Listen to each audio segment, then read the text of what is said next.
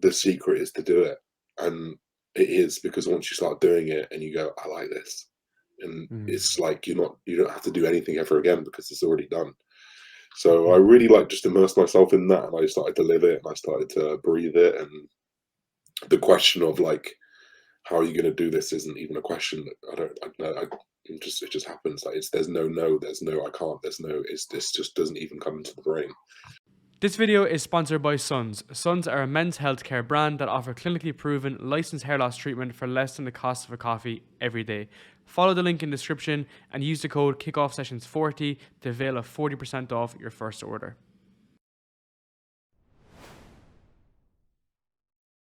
All right, let's kick off. Josh, I really appreciate this. In the midst of all your dieting and your training, your steps, and getting everything in, I do really appreciate like the valuable time that you're sharing with it. So, looking forward to this session. Of course, as I mentioned, been following the work for quite some time. There's many different areas to kind of decouple, I think, but you've been a great example of someone who's leading through their words, who want to actually go and achieve something and kind of following through. So, man, I'm very, very excited for this. No, I appreciate that. I appreciate those kind words a lot, mate. Yeah, cheers, man. I want to kind of start with kind of around why you do what you do, and I don't know, you kind of familiar with Simon Sinek's work? You know, he always kind of starts with like kind of a why, and looking at some of your experience and even your events last year, it's a very interesting way to look at things because it is very difficult what you do, and it's very challenging. So, even from your perspective, why is it that you always get up to go back to compete and what you're doing right now? What's the main driver for you? It's that challenge, like you said there. It's the challenge. It's getting uncomfortable, or it's putting myself in a position that almost forces you to grow. Um, especially as I've done it every time. Like my career's progressed another year, so there's a lot more to consider every time you do it. So there's a lot more pressure. There's a lot more plates to split. There's a lot more there, but also you take a lot more value from it. Mm. And there's a lot to be said for just putting yourself into an uncomfortable position and riding that uncomfortable way for a long period of time. I think it forces growth. I think it forces you to get better and offer some pretty good perspective as well, I think. Mm.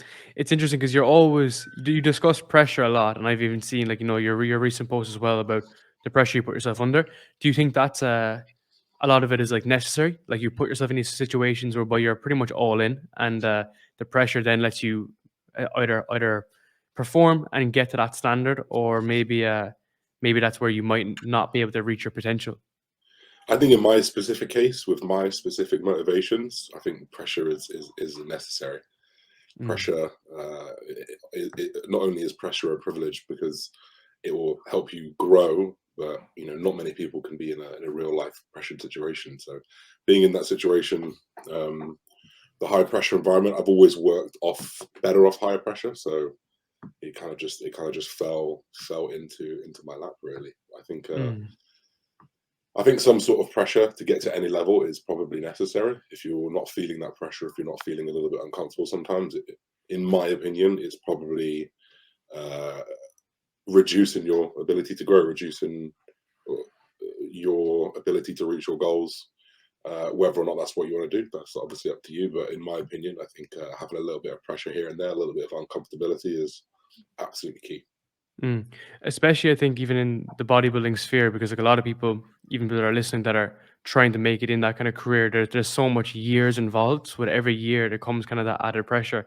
And I actually wanted to reference one of your posts the other day. So it was one of your kind of half transformations from 7 years ago, which is already like ahead of more than anyone else, in that kind of way.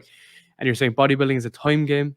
Literally thought I'd be pro at this stage 7 years ago at 70 to 88 kg. Here I am on the right, 31 kg later. You said a time difference between your 7 years. Finally, after a decade, I feel like I'm getting somewhere.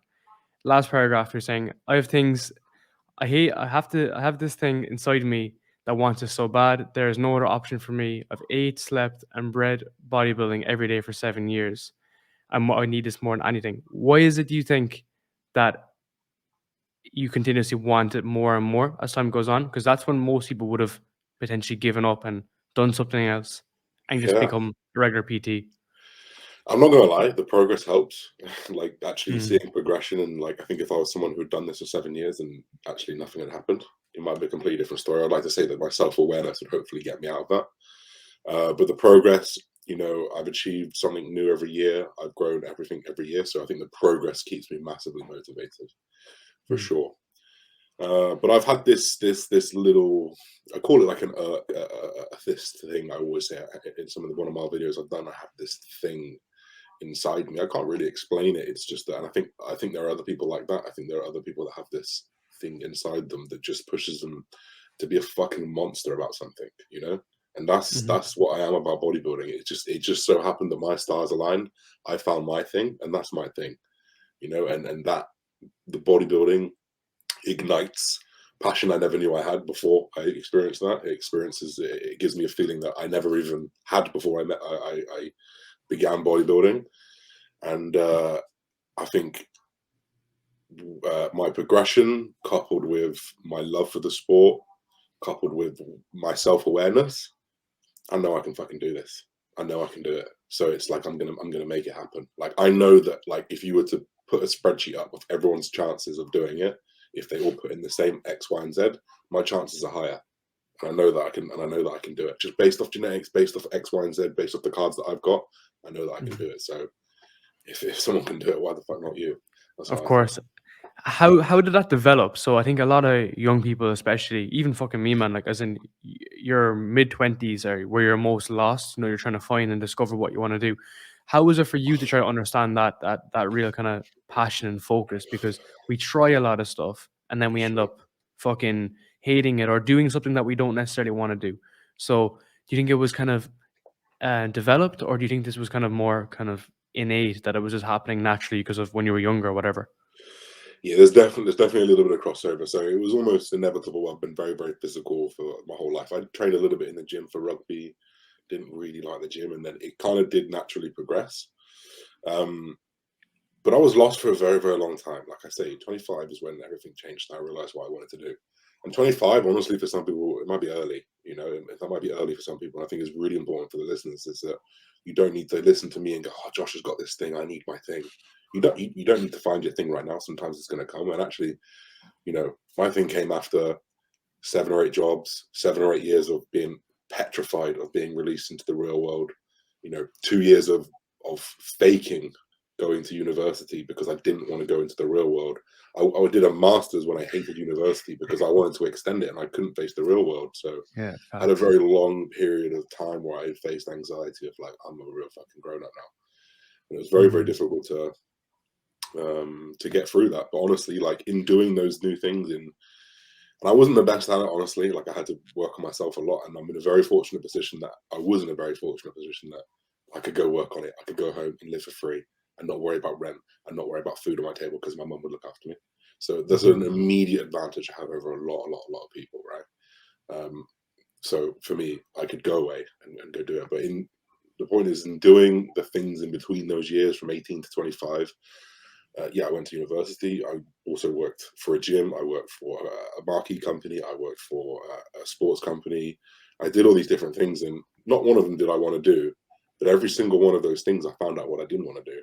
Hmm. And for me, that's progress, right? Fuck And yeah, yeah, and absolutely. and that's what I managed to take out of doing those things was I don't like this, but actually, I quite like the customer service side of this sales thing. This is quite cool, Mm. but I really don't want to be folding fucking like shirts. That's not what I want to do. Mhm. So you learn little different skills and things that you're good at as you go through those things. So if you put yourself in a different scenario, you find out what you're good at. You find out what makes you tick. Yeah, I think that trial and error is like something that 100% I was doing, working in different types of companies and just getting a touch and feel of it. But I think the more option you get really lost in, because even for you, if you're trying different stuff, you could feel like really lost in that particular area because you don't actually cling to anything. And that can Mhm. become the most challenging for young people. You mentioned there as well about how you stayed at home and you were able to work on your business and stuff at night.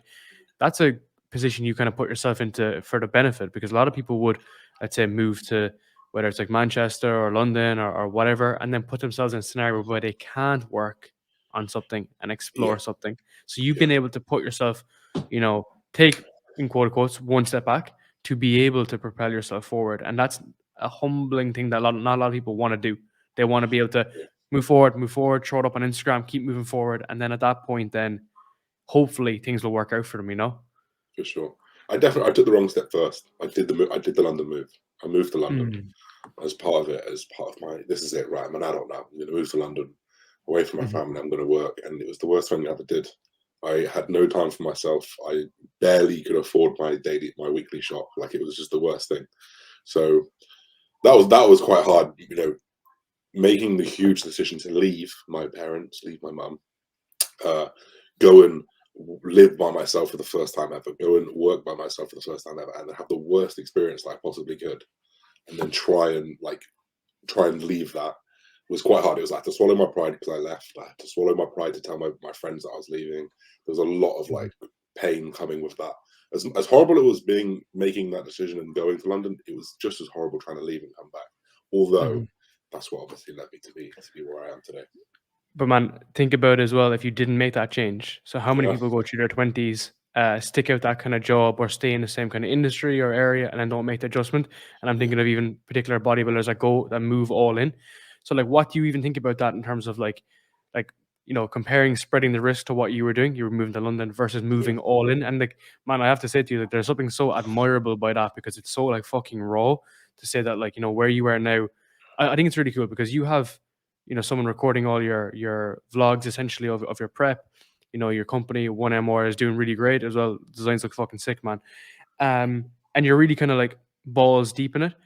So what do you think about that in terms of like, is this the best way to optimize your return? And even for other people as well, like, do you feel like that's what works for you and what may work for other people? The balls in technique.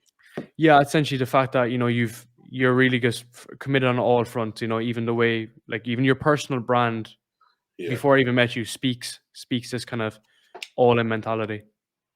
Um, I would say, right. This is I would say if all in's 100%, yeah, I probably started at 60, and then I Mhm. got better, and then I got better, and I got better, and I got better. Because I think actually going all in is a skill. I really think that if you can go all in on something, it's a skill. You have to be good at that skill. To get good at a skill, you have to do it for a long period of time. So, just as an example, I did a podcast probably a couple months now back with my coach, who's called Callum Ray Strict. He's one of the best coaches in the world, honestly. He Mhm. has an unbelievably hectic lifestyle where he probably works 12 to 13, 14, 15 hours a day. Mhm. And I think, how does one person do that? That's just impossible. But it's just accumulation. He started at 60% as well, and now he can run at 100%. So actually, Mhm. like getting good at work, getting good at what you do, getting good at breaking down your day into being efficient, it takes time. So actually, like my biggest thing that I did was go all in on something that didn't demand all of your time, right? Which is like, I'm going to go all in on Instagram posts, because you're not going to write 24 hours of Instagram posts. You're going to go all in, and you're going to make sure that every Instagram post is banging. Mhm. You've got a better quality photo. You've got a better quality caption. You're going to make sure you can see the value. You're going to make sure you can see that people are going to engage in this. You're going to see how you can drive the engagement in this, and you're going to think about that every post, because that's 20 minutes a day to think about it, really. And when you get good at it, it's already spilling out, Yeah. right? And if you need a bit longer, okay, you got an hour. That's an hour a day. That's nothing. You can go all in on something small. So that's how I built it, and that's where I started actually. Instagram. I'm going to post every day on Instagram, and then I was like, right, what's this story thing? Let me do the stories. Okay, all right, YouTube's a bit shit. Oh, it's because I'm not all in. I go kind of here and there. It's like, all right, okay, let's commit to one video a week. And Yeah. it's like you build on top of your all ins, and then eventually you can get to the point where you can work really really hard, not like hate your life, and and want to work hard because you've built your own thing. Yeah, So I man. think And it's like the baseline effect. You know what I mean? Like you're moving the needle, and exactly I think the and moving comparing goalpost. it to Cal is a perfect example because the guy's fucking massive. He's had like 180 successful like podium places or whatever it is at that stage. So for someone who's a coach would say, "Oh, you're never going to get to that stage." But how long is it? 20 years he's been smashing it out at that stage. So it's crazy how like he has slowly elevated and moved towards it. I think you get to a new stage and where you can operate at that standard. Yeah, And I think, exactly. if you're taking on more business, if it's more clients, if it's more of anything. Yeah, Um, so I think even when you're comparing it to other people, like that's where it becomes very much more challenging, I think. And I suppose bodybuilding and competing is where you're always maybe looking elsewhere. You need to obviously center on your own stuff and just work as hard as fucking possible, as rootless as that sounds. But I suppose there is other people that have come before you who are slightly one step ahead on the rung of the ladder that you need to get to and surpass in a bodybuilding sense. Yeah. No, I think what is it? What's the saying? Something like it's all about relativity, you know, like when you put in front of yourself a load Hmm. of successful people, you could be a very successful person as well, but you just don't feel like that. And I think Yeah, it's very important people to take um I think it's very important for people to read the whole book, not just the chapter they're on, right? So it's yeah, like I look at Josh Bridgman, he's on chapter 10, he's killing it, he's doing this. Well, actually, chapter 1 through 7 was shit, and I did nothing. So you know, yeah, you've got to make sure that you understand there's a full book behind where people are right now. And the comparison is the thief of joy. That was it. yeah. Comparison is the thief of joy. So 100%. I want to discuss around success and kind of failure criteria, kind of metrics. So, looking at a lot of your old, like your posts from last year, like your videos from competing last year, you were saying that you've done like 99% of things correct, and you can't really do 100% things of things correct. You placed in one competition, you came second in the next. Then, like, how do you define success, especially not just from a competing perspective, but from an overall business perspective and what you're doing outside of that? Because is it about getting everything correct? And bodybuilding is so numerical based. It's the steps, it's the calories, it's the reps, it's the fucking placing in competitions. yeah, How do you think from a success perspective?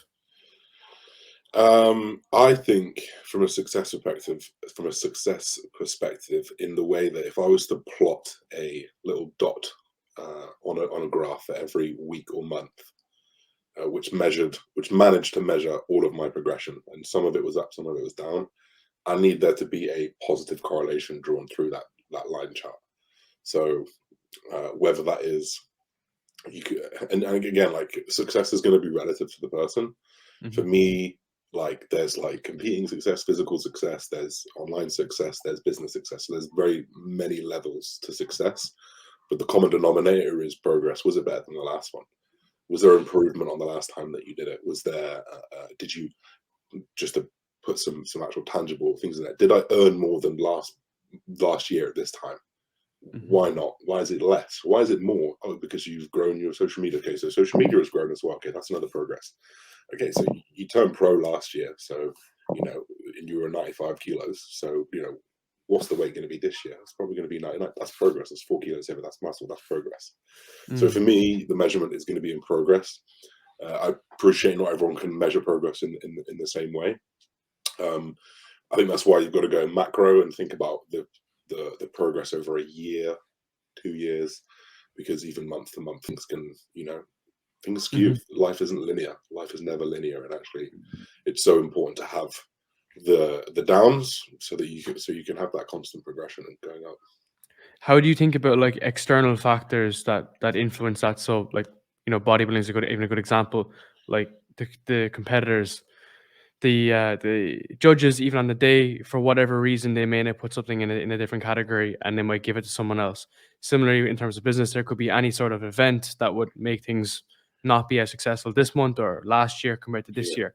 Um, do you kind of think about that, or do you just focus on just yourself? Just focus on yourself, and everything else is just like where's the ownership? that's a really good question. Probably something that I've not thought about. So what I'm about to say is what I'm thinking about out loud. That's really, really good because there's different sides to that where because you get faced with this issue in bodybuilding where like the people watching you might prefer something else. So your progress again depends on your goals. Like my goal is to be Olympia. So yeah, if I get marked Mhm. down, that's that you've done shit. Like you've not done well. That's not good. So, but if your goal is you want a better physique year on year, then that is completely irrelevant of what a judge says, and that is Mhm. completely irrelevant of what anyone says because it's ultimately your physique better. So I think they've got to be put in context. I think for me personally, like if I do come second, it's a lot. It's not really that. It's not the success that I'm chasing. So it kind of just adds to the fuel to try and get to that success. Mhm. Um, yeah, it's a hard question that I'm not really thought too deep about. I think Mhm. I do think there are probably still going to be metrics that you can follow. Um, for example, profit isn't everything. You know, Hmm. revenue isn't everything. The word of mouth, the brand, the powerful meaning behind the brand, the image that you have is The impact. the impact. You know, like all those things are just as valuable. You know, where Yeah. which may not like be tangibly tracked, but Yeah. the intangible is like it's where you can find it. It's the perspective as well when things don't necessarily go like your actual way, you know. And I know from a competing perspective, you're saying second's not best because second has get you Olympia, but in other contexts of life, second is potentially okay because you're going to Yeah. still get so much benefits in the other aspect of it, which is pretty crazy.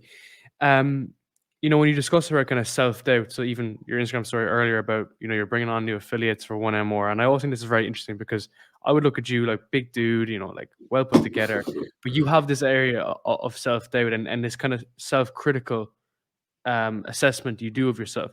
Is this because you want to hold yourself at a very very high standard, or is there something else at play? Do you think do you think if you didn't set yourself these high standards, you wouldn't necessarily be as self-critical and have areas of self-doubt and concerns and nerves when you're facing these different areas? I think there's a few things at play. I think that setting yourself like huge goals. I've got massive, massive, massive goals. Like that is quite intimidating in itself. And sometimes you start to think like, am I that person who's going to do that? You know, you think like my brain goes like the odds of being on this planet are already fucking crazy. The odds of being on this planet and then like becoming a millionaire or changing thousands of people's or hundreds of thousands or millions of people's lives or becoming an A-list celebrity or becoming a movie star, like those things, those odds are crazy, crazy, crazy, crazy small. And I often think like, you know, am I really that person? And that's kind of where that comes in. And like, am I really dealt these cards in life? And sometimes it feels a little bit like imposter syndrome, where I think like, Mm. you know, like we have two successful businesses now, and sometimes I sit back and I think, have I really done this? And I think it, I think it's a good thing because it does drive me to like meet the expectations, but Mhm. it holds me back in other aspects. Like I found those conversations with those athletes really like quite taxing for the day, quite anxiety inducing because for me, I care what people think about me. I have this thing inside me that just really, really care. I have this thing inside me. That's going to be a tag again. I have this like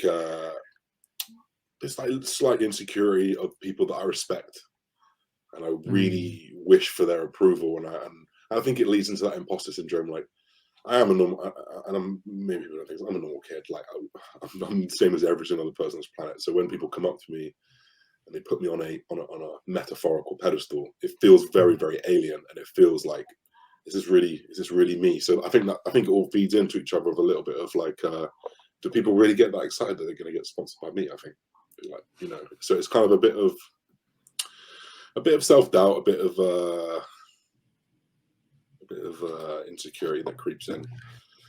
Yeah, But man. Like, I always thought that like imposter syndrome, to be honest, was kind of bollocks. Like when I first kind of like heard it, you're kind of like, it's kind of like I don't know how to put it. It's just kind of like something that I don't know. I just never really thought that it was something like that normal people or whatever would face. But then the more people I interview, and even myself, like if people mention my podcast to me, I'll be like, what the fuck, you know? And even small things like this, like so I do a lot of coaching and mentoring and consulting for brands. Often if I'm in these conversations where there's a one-to-one, I would feel that I can't even like express some thoughts because you're kind of more worried about how it land, which is should be the opposite because people are coming to you for your particular knowledge or whatnot. So even hearing like you kind of speak about that is very interesting because like I suppose no one prepares for it, and maybe could be the fact that you didn't necessarily think you'd find yourself in this position. Um, Maybe when you were younger, and then as time was gone on, you're actually kind of materializing it, and it's coming into reality, and then you're not necessarily equipped with it with all the tools to actually be able to handle it on a daily basis. 100%, like I'm learning as we go, and I know for a fact that I'm going to get better at that. I know for a fact I'm going to get better at being more confident. And I think about some of the things that I couldn't do 2 or 3 years ago that I can do now, and in terms of like talking on camera, talking to you, talking to someone I've Mhm. never met before, over and feeling like we're friends. Like it's those walls that I've broken down over a long period of time. I know that I can do that again. Mhm. It's just I've got to exercise that muscle that feels a bit hard to flex. Yeah, of course. What I would say there is that you do have a really good support structure around you from the outside it looks like, in terms of mentorship and support. Bodybuilding is of course an individual sport, and at the end of the day, it's you putting in the fucking steps and the reps. But around you, like the likes of Tom and Joe are very much on the same length. You even speak the same. You look the same to some degree. And then even your coach, like Callie, seems like a very supportive figure. Do you think that's been a like hugely influential in just what you do? um, yeah, I think so. I think I'd like to say that I think I've been pretty like level-headed myself for sure. Mhm. I think like I've been my harshest critic, and I actually feel like being a harsh critic kind of keeps you a little bit more humble for some reason. It's like I try and keep myself on the ground as so much as possible, and my friends and my family 100% back that. My mum is someone who uh, just has no she does not see or hear money. She does not see or hear social status. She just takes what's in front of her, and that's Mhm. always going to be the case. So if there's ever like anything that like got out of hand, anything that I've said on social media, like, sometimes I get riled up on social media. I'll put a story up, and I was like, "You really think you should be saying that?" Like, I've got those people around me who don't give a shit what I think, and they don't care what I earn, what I turn over, what anything happens. They just like they are there to be around a good person, and they help me Yeah. become a good person. So yeah, it's just been invaluable having people like that around. And man, what I think is funny there as well is that, maybe the insecurity side of me is like, oh, you think that the more success, the better that would be. That'll fix that kind of, not necessarily fix the problem, but make it kind of better. But you often find that like the loved ones around you do not care as much about like you getting on more clients, or you Yeah, obviously they want to see you do really well in your profession, but I'm saying like fundamentally it's not like having 10 more clients changes the needle on the relationship, yeah, or having 10K more in the bank. Not necessarily, obviously everything's situational based, but I found that, yeah. that I thought that the more successful you would be, not to say that I'm successful in any way, would yield these results, but it's not necessarily the case. No, I don't think it should be. I don't think what the number that comes into the bank every month or whatever or every year. I don't think that dictates anything to do with anything. I think it doesn't Mm. tell me who you are as a person. It doesn't tell me, what your motives are. It doesn't tell me anything. It also So doesn't work for the long term as well. Like, yeah, as you mentioned, like bodybuilding is a long term game. Like, man, it's fucking difficult to do this for 10 years. If you're not that fundamentally interested in it, if you're chasing some other particular highs, you could go off and make a business or do something like that. But yeah, if, especially what you're particularly doing, it's more so gearing yourself up in something that you're very, very passionate about, and then following through.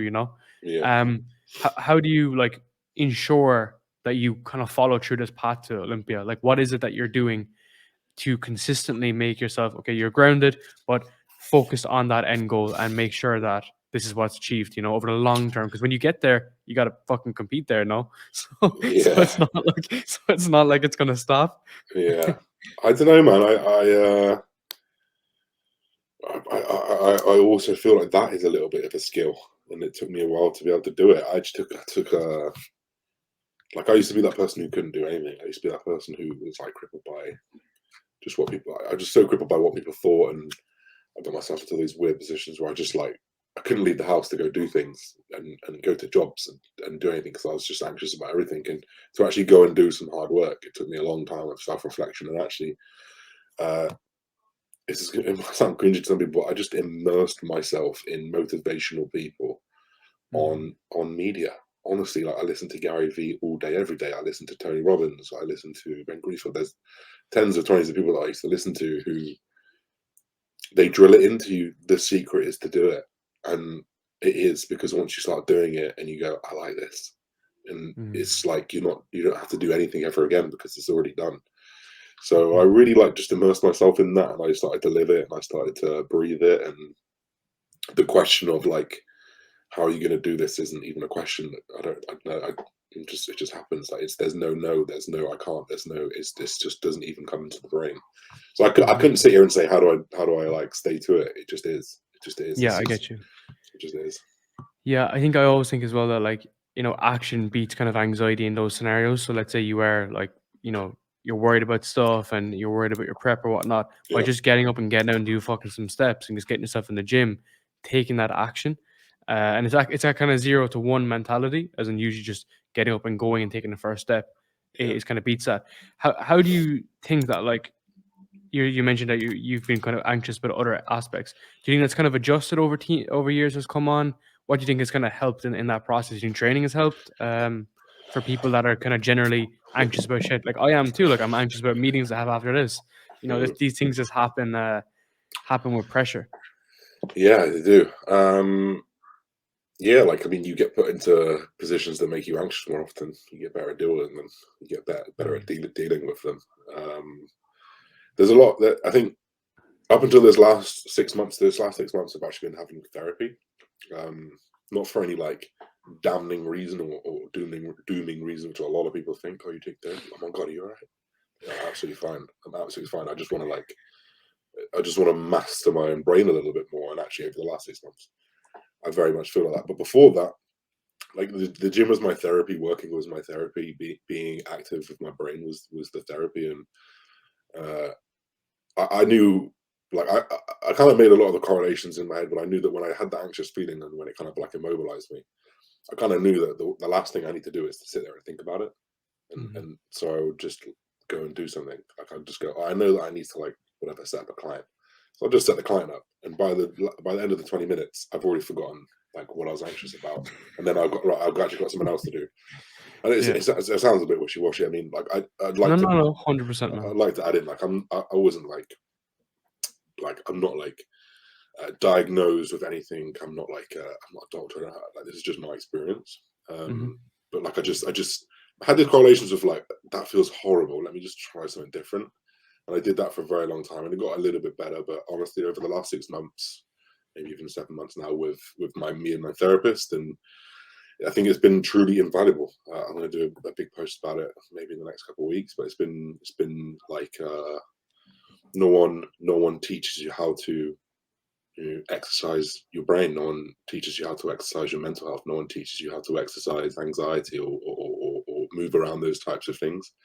And people are just left to their own devices, and often that's what cripples people is being left to their own devices. But speaking to someone who's dealt with multiple hundreds of people over decades, it's their job. Like it seemed a Hmm. no-brainer for me from a bodybuilding standpoint. This is my coach. This is my mental health Yeah. coach. Like that's how I see it, right? And over the last 6 months, I feel so different in myself. I feel so much more in control of my emotions, my anxieties. When I feel my anxiety bubble blowing up, I feel like I know where the hole is to let it out, the air out. I Mm. feel like or sometimes more often than not, like, and I feel much more in control over the last 6 or 7 months. What do you do in particular that alleviates it? Is it more just discussing shit, or do they Mm. give you like activities and whatnot? So there's a few activities. Honestly, most of the activities never really work for me. Some of them are like breathe. Some of them are like you can put like ice in certain places on your body that tell your body you're cooling down. It slows your heart rate down. Things like that.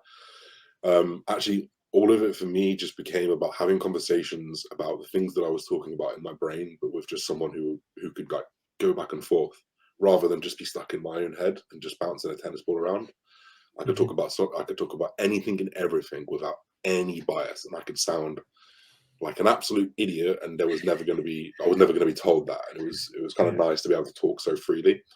And in doing that and having these conversations, in talking about things that potentially would have made the feeling begin in the first place, you start to understand why things happen. You start to understand when things happen, and actually, you when you first start, you go, you have your issue. Let's say for me, for example, um, one of the things, and this is not probably not paying myself in the light. One of the things I suffered with about 6 or 7 months ago was being extremely selfish. Like I live the bodybuilding lifestyle, and my focus is bodybuilding and one more and whatever. If anything came in within that vision, they get fucked off and told get out of the way. And that wasn't the right way for me to lead my life. It wasn't empathetic. It wasn't sustainable. In my head, it was. In my head, it was hardcore, bro. It's all or nothing. I'm all in, Yeah. But actually, you don't need to do that type of thing. You didn't do the things that I did. So I've just found myself, if I fall myself into that same situation where I'm like, no, I'm not doing that. Like, I've got to do this. I just go, that's that thing. That's that thing we talked about, you know? And then like it happens and it happens. And then now I go, I can feel it coming. I can feel that feeling.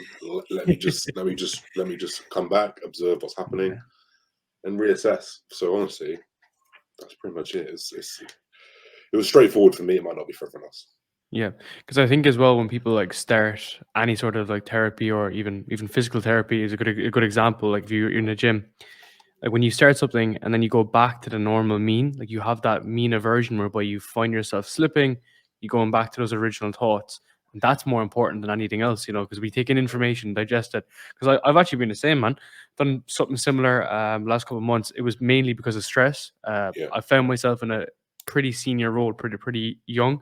And as a result, it just fucked me in terms of like amount of work that I need to do everything. But anyway, what I found is the fact that when you do learn how you should handle this, it's usually in those peak moments of like stress and anxiety is yeah, whereby everything crumbles. That's where you go back to the way you were, you know. yeah, So it's about maybe keeping that pressure on, maybe doing like monthly calls or bi-weekly or whatever, because at that point then I suppose that will keep you more accountable. And yeah, that's kind of the mentorship or the therapist or whoever the support structure is, because I know therapy can be expensive at times.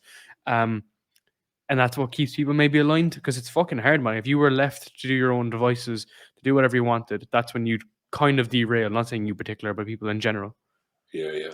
No, that's exactly it. That's exactly it. It's I guess it feels honestly, it just feels like an online coach that Mhm.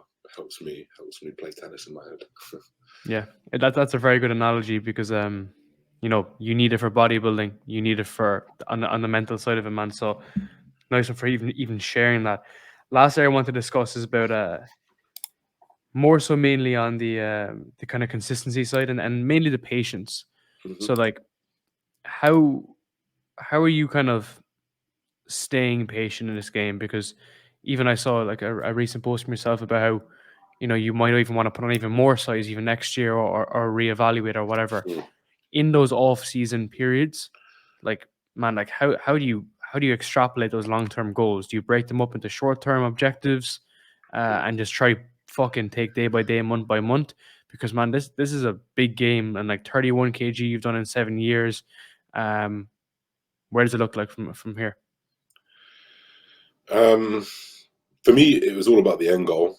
That was first, and then I reverse engineered that. And fortunately, within the bodybuilding tier, there is like small achievable goals within that. There is Mhm. right. Okay, I need to go. I need to go win a regional show. Then there is I need to go win the championship. Then there is all right. I need to go win my pro qualifier. Then there is I need to go place in a pro show. Then there's I need to win a pro show. Then there's I need to place in the Olympia. Then there's I need to win the Olympia. So those Mhm. small achievable those big long term goals.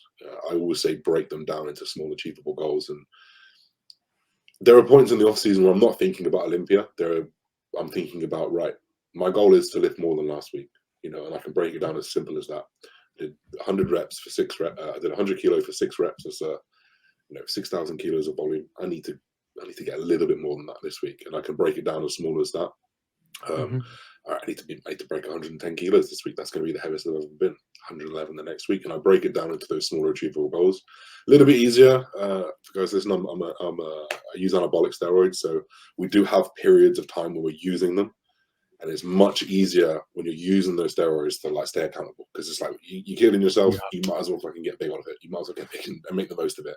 So when I do have those phases, it's a little bit easier for me to stay focused more so than when I was natural, because otherwise you've got like I did a 2 year off season when I was natural. That was a very hard one. That was very hard to take 2 years away from the stage, not get lean, and have the slow rate of gain that you do have as a natural. And that's Mhm. where those breakdowns of goals have to happen. Is it body weight? Is it a physical look? Is it something that you can measure on a scale? Is it can you know measure on a how much weight you're lifting? There's got to Yeah. be some type of other goal that you've got to break down. How do you track that? So let's say, for instance, like the weight in the gym or even Mm, weight on a scale, like like it's very interesting because like, of course like logbooking whatever, it's definitely the best way for progressive overload to improve overall muscle as well as on the downturn if you're dieting. But are you back reporting this essentially to check, like, am I getting better month on month? Am I actually seeing these incremental improvements? Because otherwise we're just kind of tracking things for no reason. And Yeah, there's people that, not necessarily in a bodybuilding sense, but even in a business sense, you're looking back on stuff and it's almost as if it never happened, even yeah. though we are logging it and tracking it, because Mm. this would add up and compound, and the compound effect is towards that long-term goal. Yeah, it's so important to periodically check, and that's one thing actually that I actually do have a business mentor, and that's one thing that he told me. When's the last time you looked at your books from last year? Like, last year, like when I did them, and you know, how do you know that? How do you know where you are? How do you know where you stand? How do you know where that progress is? How do you see it? How do you feel it? You know, and Mm, that's really really important. Yeah, okay. In bodybuilding, are you stronger? Are you bigger? Are you heavier? Do you feel? Do you look bigger? But in business, you know, are you performing better? Is there a bigger audience? Is there, you know, some kind of progression internally? Have you got a warehouse? Have you brought athletes on? Have you done this? There's always going to be something that you need to reflect and look back on, and you're never gonna know how much progress you made until you look back ever mhm, at any point. mm, And every single time I look back, I go, "Fuck, nice! I'm glad I did that." You know, and I yeah. think if you can encourage these periodically look backs, um, not only is it going to feel good when you've done loads of progress, it's going to kick you up the ass when you've done not enough. I think that's really, Mhm. really. I think that's really, really important. It's also going to show you as well, like, where you can go next and give you different kind Yeah. of insights, and give you different perspectives. It's funny you said there with a bit with a kind of a mentor. I've had Mark Coles on my podcast, and Oh, Mark, okay. he's fucking like to the books with all this, like he pulls the people who didn't have the background education and the business side of it, and keeps them very, very accountable. Yeah. So he's just a wizard. Like, he just goes off with this stuff, and he just knows it in depth, so For sure. the last area I want to wrap up on is all around one AMR. And again, as I mentioned to you, like, I think branding's fucking sick. I think, for you, it's just a perfect product market fit. You're just living and breathing there. What are some of the lessons you've learned so far, and what are you most excited for going forward? Um, lessons for me. Um, I'm pretty impulsive. I'm pretty impulsive. My lessons is to run my ideas past people, to talk about Testing. to talk about it. Yeah, to talk about it, because I've made a few mistakes that cost me thousands and thousands of pounds where I'm like, that's a good idea, I'm going to do it, and then I've already paid for X amount of thousand products, and I realized that's not a good idea. That is, and we've still got them from last year. You know, so there are Yeah. many things like that. Um, I think that um, I think there's always something that you can be doing to improve as well. I think, like, we started off with just like my pictures on a phone. We've just had our first full photo shoot. So there's always going to be something that you can progress. Look up to the brands that find the brands that you look up to, and Mhm. try and retrace their steps. You know, the success leaves clues, and I've tried to, as much as I can, pick up on those clues. Like, just as an example, before I even made one of my, it was like I just made my coaching brand, JBF Brigade, and there was something that I said that I heard Guzman say 4 years ago, 5 years ago, and he goes, "I needed to detach myself from CG Fitness. I needed to detach myself, otherwise it's only going to be dictated by how popular I am." As in me Mm. speaking as Guzman. Yeah. So Guzman gets 100,000 followers, so does CG Fitness. So he had to change that name. He had to make it plural. He had to make it inclusive. He had to make it something that everyone could resonate with and detach from him as a brand. You know, I think for him, he's obviously won the lottery and he's done it incredibly. But for a lot of people, to get up and rebrand in the middle of something is very, very difficult, and to take your audience over there. So I did one run of hoodies under the JPF Brigade, and I just went, this doesn't feel right. And that was Mm. when I rebranded after, like, you know, we didn't even have a business then. So I managed to set myself something that was plural. And that was like one of the biggest lessons that I learned is that there is so much to offer from these people who have done it before. Just go out and listen, go out and talk, go out and, you know, put your effort in and treat it like Mhm. a business. Yeah, man, you take inspiration from people who have gone there, done it, and you can see opportunities from there as well. For sure. Like, it's not fucking reinventing the wheel. Like, you can just No, see a slight kind of difference from there. Man, I'd like to say a massive thank you. I really appreciate your time in the no middle problem. of your cut, man. I really, really appreciate it. And No again, problem. best of luck for everything in the future as well. I'm actually very excited to even just see on like the 3 shows you have now. So when's your next show? The first show's in 9 weeks Yeah, in the yeah, UK. almost 9 weeks to the day, and then week after Tampa, week after Texas. And we'll see. Last question I asked, man, is how the fuck do you do back-to-back shows? Like, how does someone do that? Because you go to Uh, peak week. How do you yeah, do that? I don't find it too hard, because the hardest thing about competing is like I say physically, like you finish your competition, you have an incredible meal, and then if Mm, you've got a competition 3 weeks later, to come back down and try get leaner for 3 weeks is so difficult. But I'm going to be ready there, so all I got to do is wait 4 days, and I'm carbon up again. That's all I focus on. Easy. I think yeah. we'll probably just be conservative on the first one, a little bit more reckless, take the data, and improve on each one. Yeah. We'll That's right, see. man.